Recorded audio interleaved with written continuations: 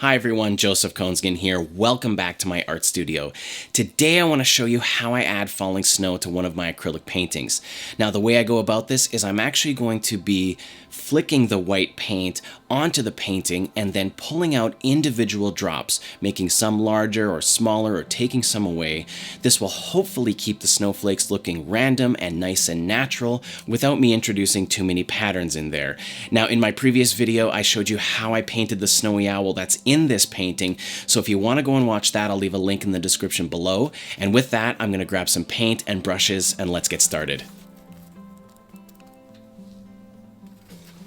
I'm just mixing up my paint right now, and all I'm doing is taking straight titanium white and just watering it down a little bit, not too much so that it's super runny, but enough that when I start to flick it onto the painting, it will go on very easily. So I'm just going to take my brush, this is a round number 4.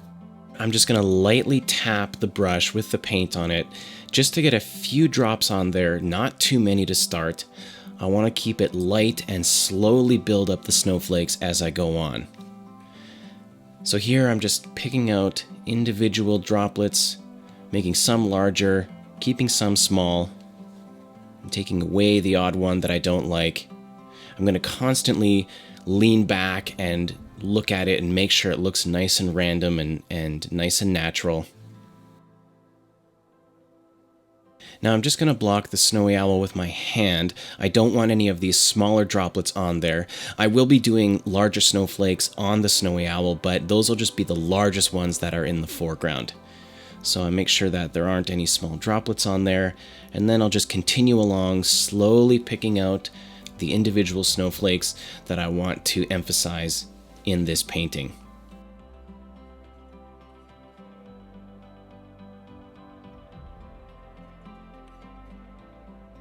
And if you're wiping some of them away, you want to do it fairly quickly while the paint is still mostly wet. If you let it dry a bit too much, it's much harder to take them off. So I'll just continue on here, making sure that I don't get too many on top of the branches. You want to make sure that the snowflakes that are going to be in front of the branches or in front of anything in the foreground are the largest ones, as they are the ones that are going to be the closest to you. So I'll just continue on, slowly picking out these paint drops that have landed onto the painting.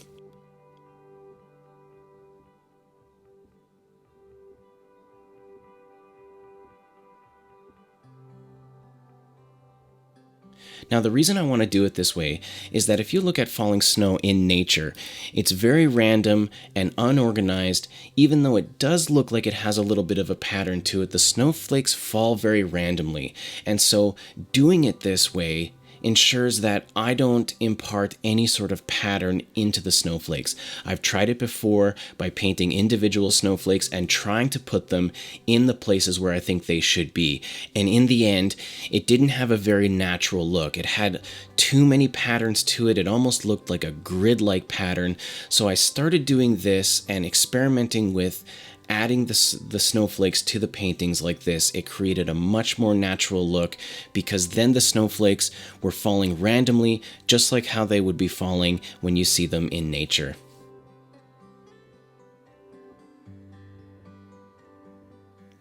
So I'll just continue on here along the bottom of the painting.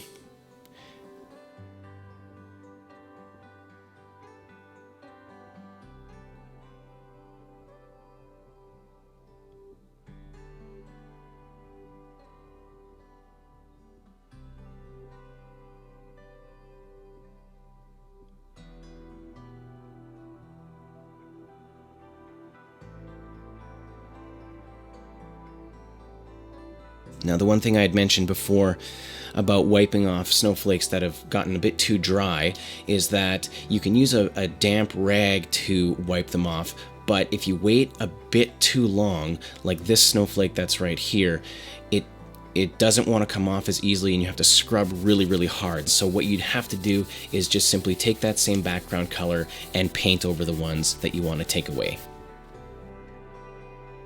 Okay, I think that's good for a first pass. There's a nice light snow, but it definitely could use a little bit more. So I'm going to now go in and start adding much larger snowflakes. I'm going to be a little bit more aggressive when I tap the brush and get that white paint to fall onto the board. And then when I start picking out some of these snowflakes here, you can see I'm going to start making them much larger. These are going to be the snowflakes that are in the foreground and the ones that are the closest to us. And it should also add a lot more depth throughout the snowflakes, creating that atmosphere and creating that really great wintry mood. And that's the overall effect that I'm trying to go for here. This painting was good as it was, but it just needed a little something extra. It needed that depth, it needed that space, and almost a sense of mystery when you look at this painting. And sometimes falling snow in a winter scene can really add that.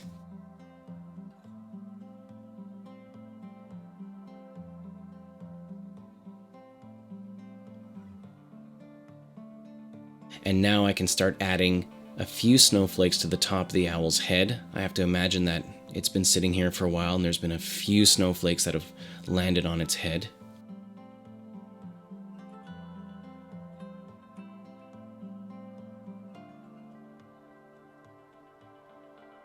And now I can see that as I start adding these much larger snowflakes, it really starts bringing the whole thing together.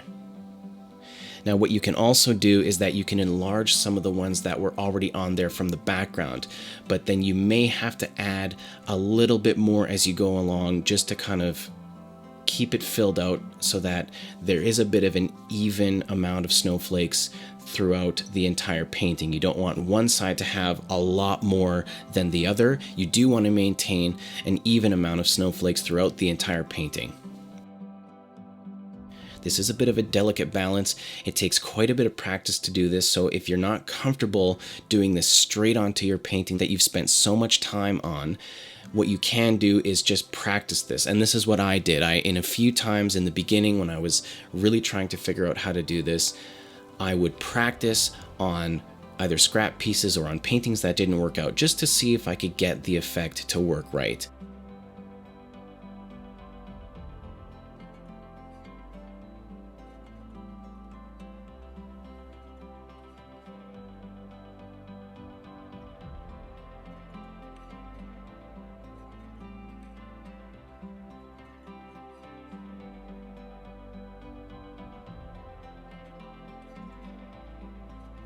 So I'm just going to keep adding those larger snowflakes. I don't want to add too many of the large ones because I don't want it to look like I've got a blizzard. I want it to look somewhere in the middle between a heavy snowfall and a light snowfall. Just something gentle where the flakes are just kind of very gently falling down. So I'll just continue on, sort of filling in certain areas that I think need a little bit more or maybe a little bit less, both in large snowflakes and medium-sized snowflakes. That one I didn't like, so I just wiped it off real quick. And that's okay, you're sort of doing this a little bit by feel and letting the random paint drops kind of do their work.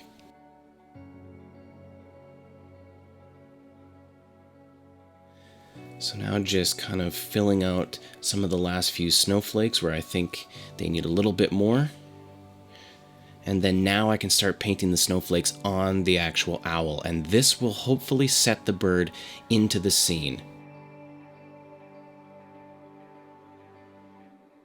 So I didn't like that one. I'm just going to move it down a tiny bit.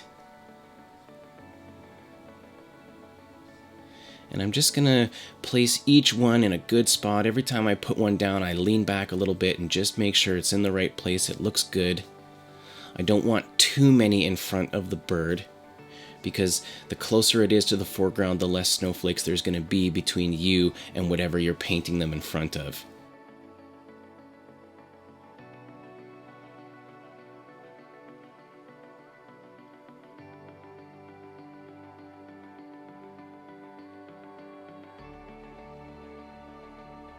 And then just a few more snowflakes and kind of brightening up some of the largest ones.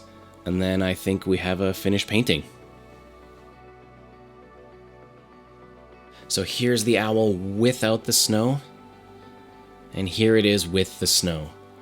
And you can see it just adds this really great sense of space and atmosphere and a wonderful mood to the piece.